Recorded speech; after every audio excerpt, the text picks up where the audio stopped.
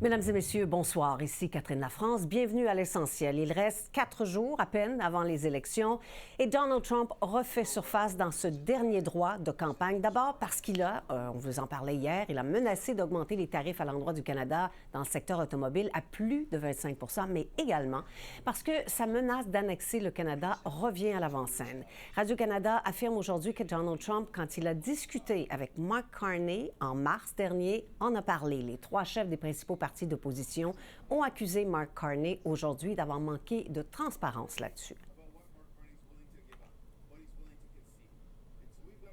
M. Carney a dit au contraire. Je n'étais pas là. C'est clair, M.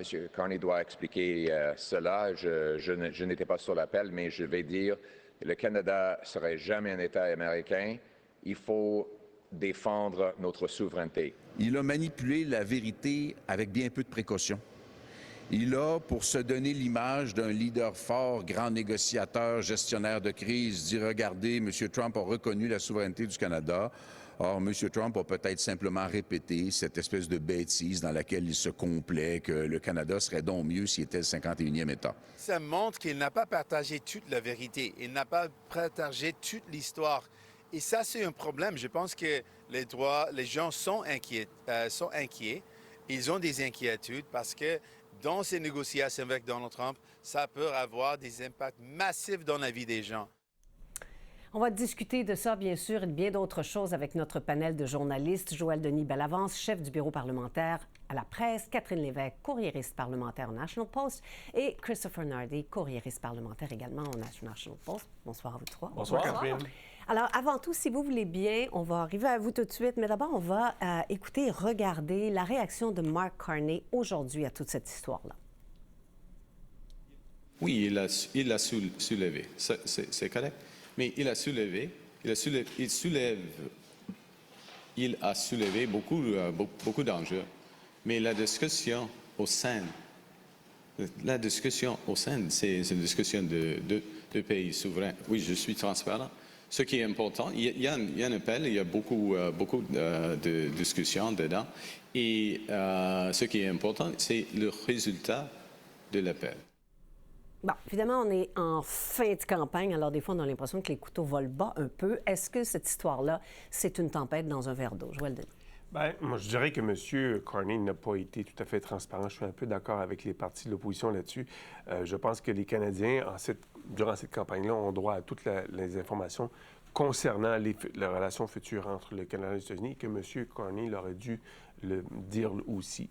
C'était pas dans le compte-rendu, on l'a su grâce au travail journalistique de Radio-Canada. Vive les médias, c'est en passant. Mais il reste que ça donnait la projection, l'image que M. Carney avait su tenir tête à Donald Trump, qu'il avait acquis son respect lorsqu'il n'a pas dévoilé cette information. Maintenant, c'est peut-être une autre perception que les Canadiens peuvent avoir de tout ça, parce qu'on sait que M. Trump avait traité M. Trudeau, l'ancien premier ministre, avec mépris, et donc ce mépris semble être encore courant entre M. Carney et M. Trump, même si, par la suite, M. Trump a référé à M. Carney comme étant le premier ministre du Canada et non pas le gouverneur du Canada. Oui, quand même, il faut le dire. Catherine, est-ce que c'était clair ce que M. Carney en a dit de cette discussion? Pas tout à fait. Je comprends son argument. C'était de dire, écoutez, M. Trump va dire toutes sortes de choses. Au final, c'est le résultat qui compte, c'est ce compte-rendu. Et là, j'avoue qu'effectivement, le compte-rendu, autant des États-Unis que du Canada, c'était plutôt positif. Mais je suis plutôt d'accord avec, Joël Denis et les partis d'opposition. Il n'a pas dit toute la vérité. Il aurait dû être plus transparent parce qu'effectivement, il a vraiment laissé planer cette idée-là qu'en fait, M. Trump avait complètement arrêté de parler du 51e État, alors que c'est tout le contraire. Il en parle encore. Oui, son ton a changé. C'est sûr qu'il n'a pas le même manque de respect qu'il avait à l'envers de M. Trudeau qu'avec M. Carney. Donc, oui, il y a une différence en tant que telle, mais moi, je ne suis pas d'accord que M. Carney a fait preuve de transparence.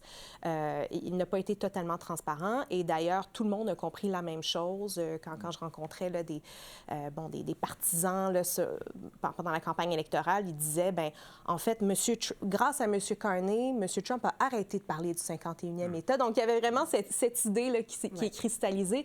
Et finalement, on se rend compte que c'est faux, finalement. Ouais. Après, c'est une question aussi d'interprétation de tout ça. Mais est-ce que Mark Carney a été suffisamment transparent, Christopher? Bien, je trouve que il y a parfois le mauvais réflexe. C'est pas la première fois que Mark Carney dit quelque chose vague qui laisse l'impression à presque tout le monde qu'il dit quelque chose. Dans ce cas-ci, par exemple, qu'il disait, bien, il a arrêté de parler du Canada comme 51e État et il nous respecte notre souveraineté.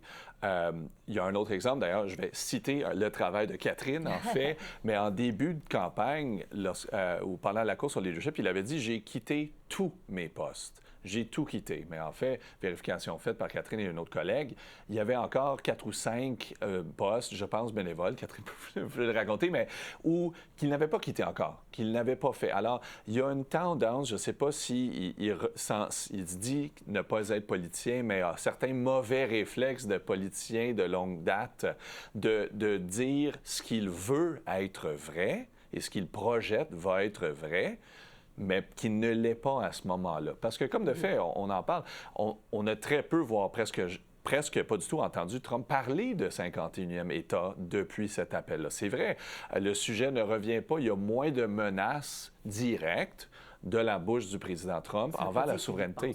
Exactement. Ça ne veut pas dire qu'il ne parle plus. Et l'important, c'est que lorsqu'on parlait de cet appel-là, M. Carney a dit qu'il n'a pas parlé de menace à la souveraineté canadienne. Il l'avait fait. Depuis ce moment-là, on a pu remarquer un changement de ton du président. Donc, encore une fois, Carney projetait ce qu'il pensait voir, mais qui n'était pas tout à fait vrai ou entièrement correct à ce moment-là. Et c'est un mauvais réflexe. Bon. Cela dit, on est vraiment en fin de campagne, là, surtout que dans les jours qui s'en viennent, ça va être un week-end. C'est pas tout le monde qui va penser à la politique pendant le week-end. Nous, oui, mais pas les gens, pas nécessairement tout le monde. Alors, d'ici lundi, il reste une petite partie d'indécis. Qu'est-ce qui peut encore faire pencher la balance, Catherine? En fait, moi, ce que je me méfierais là, de la part de tous les partis, c'est un peu l'indécision puis le manque de motivation. Hein. On dirait que vraiment, c'est dans la boîte pour les libéraux. Décidément, ils se dirigent vers un gouvernement majoritaire, là, même si M. Carney ne le dit pas tout à fait. Mélanie Joly l'a dit, elle. Alors, elle a demandé. Je pense elle a demandé. Elle a demandé, oui. C'est son espoir, mais bon, on essaie de ne pas dire le mot majoritaire dans le camp libéral. Mais vraiment, donc moi, je me méfierais là, plutôt de la part des autres partis, hein, conservateurs, néo-démocrates et bloquistes, là, de cette... antipathie, finalement, de ce manque de motivation. Et puis, vraiment, je pense que ça va être le défi là, de tous les partis d'aller chercher leurs militants, de vraiment faire sortir le vote. Je pense que ça va être assez difficile. Alors, vraiment, en plus, il annonce beau dans les prochains jours. Hein, donc, ce sera encore plus difficile de ce côté-là. Oui. Alors, est-ce que des choses peuvent encore changer d'ici lundi? On est jeudi, là. Ce serait difficile. Peut-être qu'il y a certains indécis qui ils demandent à être convaincus, mais je pense que la plupart des Canadiens ont déjà choisi leur camp. Et d'ailleurs, une indication de cela que je pense que la majorité des Canadiens ont déjà fait leur choix. La participation à un taux record, au vote par anticipation, 7,3 millions de Canadiens qui ont déjà voté, c'est 25 de plus que le précédent scrutin. On n'a même pas attendu que les partis dévoilent le cadre financier avant de se rendre aux urnes. Ça veut donc dire que on a pris une décision par rapport au vote. Et moi, je m'attends à ce que le taux de participation lundi soit quand même assez imposant. Assez élevé? Ah oui? Oui, ça devrait avoisiner, je pense, je ne veux pas me tromper, mais les 70 ce qui serait une hausse quand même assez importante par rapport au dernier scrutin et au scrutin précédent. Donc, ça veut donc dire que malgré tout, notre démocratie se porte bien. Et je pense que ça, déjà, on peut tirer cette conclusion. D'autre part, les tentatives d'ingérence étrangère n'ont pas été très, très fructueuses. Jusqu'ici, on les a dénoncées au fur et à mesure. Elles étaient quand même assez limitées. La seule vraie ingérence étrangère, je pense, elle est venue de Donald Trump. Et qu'est-ce que ça a eu pour effet? C'est de pousser les gens à aller voter. Donc ça, ce genre d'ingérence, on peut les prendre parce que ça mobilise les Canadiens à prendre soin de leur démocratie. Donc ça, il faut s'en réjouir. Vous savez qu'il y a une grande partie des électeurs, et c'est Jean-Marc Léger qui me disait ça cette semaine, une grande partie des électeurs qui non seulement sont allés voter par anticipation, mais savent, ou ceux qui ne sont pas allés voter par anticipation, savent pour qui ils vont voter, peu importe ce qui va arriver d'ici lundi. Ça, c'est quand même fascinant aussi. Oui. Est-ce que vous vous attendez à ça, un grand taux de participation important? Oui, quand même. Je veux dire, si la tendance se maintient, comme on disait par le passé... ça se dit encore. Ça se dit encore. Oui, c'est ça. Je pensais à Bernard de Rome, comme Bernard de Rome disait dans le passé. Oui, les gens sont investis. Et justement, comme vous disiez tantôt, c'était très intéressant. Il y avait un sondage léger juste avant les débats qui suggérait qu'à peine 1 électeur sur 5 disait que le débat pouvait les faire changer d'idée. Alors, ça fait en fait assez longtemps, on a l'impression que les électeurs ont le vote campé à droite ou à gauche, tout dépendant. Oui. Et il y a un désir de voter. C'est sûr que ça aide, en fait. Le premier jour du scrutin par anticipation, c'est un vendredi saint, donc c'est un férié. Les gens avaient le temps de se dévouer à ça. Je pense que c'est un facteur quand même assez important. Lundi, je m'attends à ce que les gens sortent. J'avoue que je ne sais pas à quoi m'attendre lundi. Je sais que les sondages suggèrent fortement que les libéraux vont gagner, mais les conservateurs ont toujours maintenu un score assez élevé, pour eux du moins, pendant toute l'élection. On n'a pas vu nécessairement leurs appuis diminuer ou changer sensiblement pendant la campagne. Juste... Assez pour aller chercher une victoire?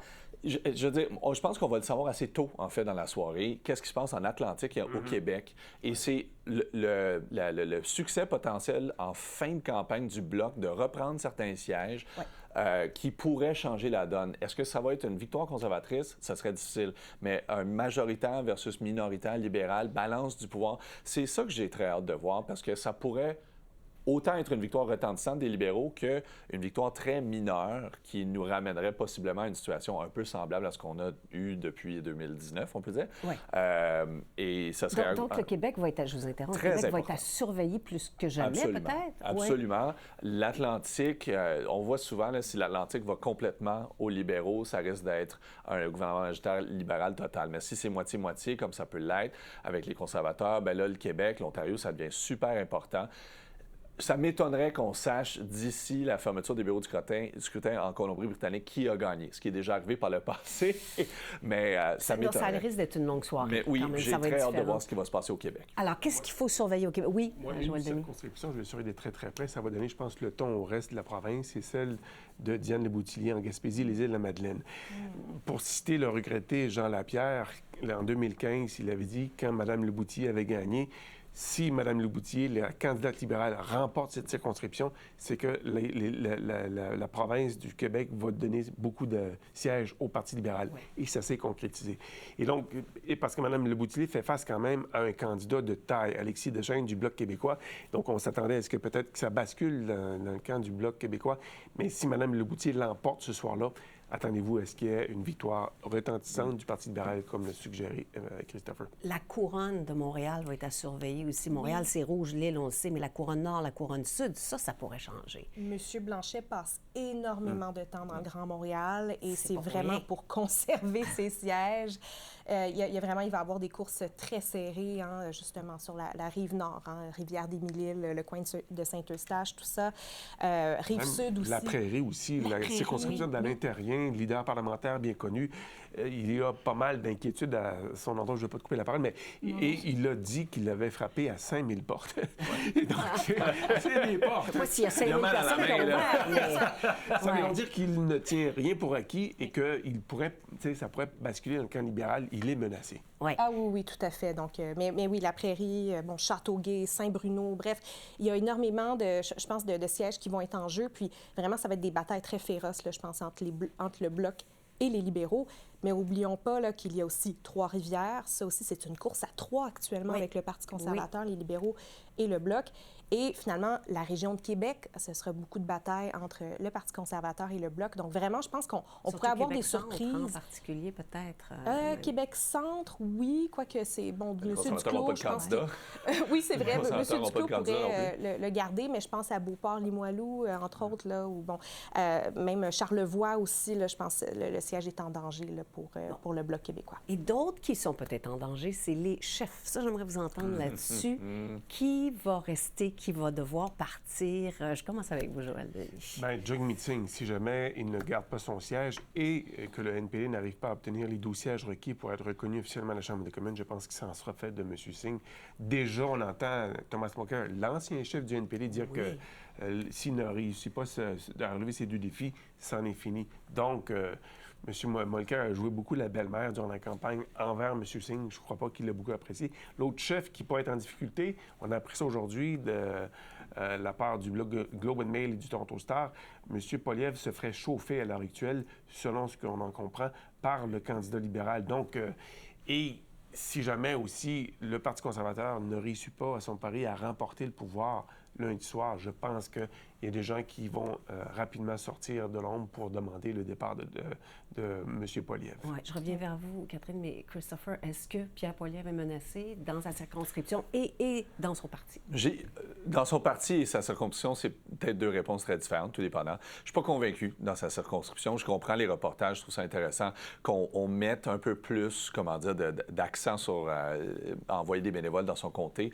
Mais il faut aussi constater qu'il n'y a pas une tonne d'endroits ici, dans la grande région d'Ottawa, où ils ont peut-être des chances autres que conserver Carleton. Et ensuite, on quitte là, vraiment dans l'ouest d'Ottawa, ou la vallée d'Ottawa, comme on connaît, qui deviennent... Alors, je ne suis pas convaincu. Je pense que ça risque d'être plus serré que par le passé, mais je pense pas que c'est cette élection-ci qu'il part. Mais il y a une démographie qui change énormément dans son comté, beaucoup plus de communautés ethniques qui s'installent, qui ne sont pas naturellement, qui ne penchent pas naturellement vers le Parti conservateur. Je pense que dans un nombre quand même limité de cycles électoraux, les conservateurs vont perdre ce siège-là, mais je ne suis pas convaincu que c'est aujourd'hui. Mais s'ils ne gagnent pas l'élection, on souffle même au sein du Parti conservateur. On est très conscient qu'il y a de bonnes chances qu'on demande une révision de son leadership. Ça prendrait 30 à 40 députés, ça ne serait pas trop compliqué à avoir. Il pourrait remporter. Il y a quand même un argument. S'il obtient les 38 % à peu près que les sondages lui donnent, c'est le meilleur pointage qu'ils ont eu depuis qu'ils ont gagné l'élection majoritaire en 2011. Mais ce n'est pas assez, parce qu'il trônait pendant 1 an et demi avec 20 points d'avance sur les libéraux. Ça va être compliqué, je ne l'envierais pas. Vous allez avoir le mot de la fin, Catherine. Il reste peu de temps, mais quand même, est-ce que M. Poilievre est menacé dans son parti? Dans son parti, en fait, il y a beaucoup de frustration. Je pense qu'il va y avoir des conversations très, très difficiles là, le lendemain de l'élection si les conservateurs perdent, évidemment. Donc, il pourrait ne pas à conserver suivre, son il est quand même il était assez populaire, mais je pense que vraiment, ça va être assez difficile. Il y a beaucoup, beaucoup de frustration, beaucoup de députés qui voudront le voir partir à ce moment-là pour avoir gaspillé cette opportunité de former le gouvernement. Merci à vous trois. Quand on se reverra la prochaine fois, peut-être que le paysage politique aurait changé considérablement puisque ce sera après les élections. Merci. Bonne soirée. Merci.